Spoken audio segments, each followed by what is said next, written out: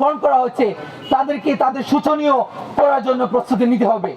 এবং আমি আমার বক্তব্যের মাধ্যমে আমাদের আধিপত্য বিরোধী লড়াই আমাদের শহীদ ওসমান হাদি ভাইয়ের বিচার কামনা করছি।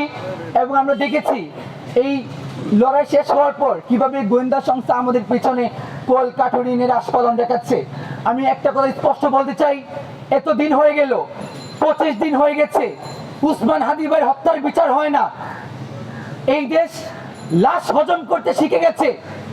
71 থেকে 24 আমরা শুধু রক্ত দিয়ে গেছি, কিন্তু রক্তের বদলে আমরা কি পেয়েছি?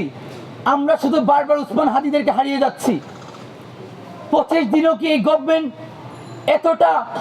এতটা আইনের প্রতি এতটা তারা দুর্বলতা তারা প্রকাশ করছে যে 25 দিন পরে আমাদের ওসমান হাদির হত্যাকারীদের গ্রেফতার করা যাচ্ছে না? নিন্দা জানাচ্ছি আজকে এখান থেকে। এবং আমি একটা করে স্পষ্ট বলতে চাই, মনে করলাম খানিকক্ষণের জন্য ধরে নিলাম যে গ্রেফতারকারী একদম ফয়সাল একদম হয়ে গেছে, তাকে গ্রেফতার করা যাচ্ছে না। কিন্তু এত ইন্টেলিজেন্স, এত গোয়েন্দা সংস্থানে আপনারা বড়াই করেন, এত দিন হয়ে গেল, এখনো কি এর পিছনে তারা আস্ফালন দেখাচ্ছে? কোন দেশি শক্তি কাজ করছে?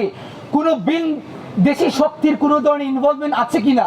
কেউ কোনো এম্বাসিকে ইন্টারাপ্ট করছে কিনা?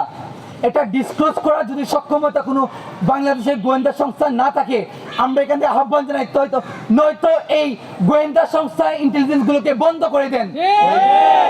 আমাদের রক্তের উপর তারা যে ইন্টেলিজেন্স গুলো রান করছে, আমাদের ট্যাক্সের টাকায়, জনগণের ট্যাক্সের টাকায় যে ইন্টেলিজেন্স গুলো রান করে, যেগুলো আমাদের জনগণের দায়বদ্ধতার সময় জনগণের কাজে আসে না, এই ইন্টেলিজেন্স গুলো আমাদের দরকার নাই।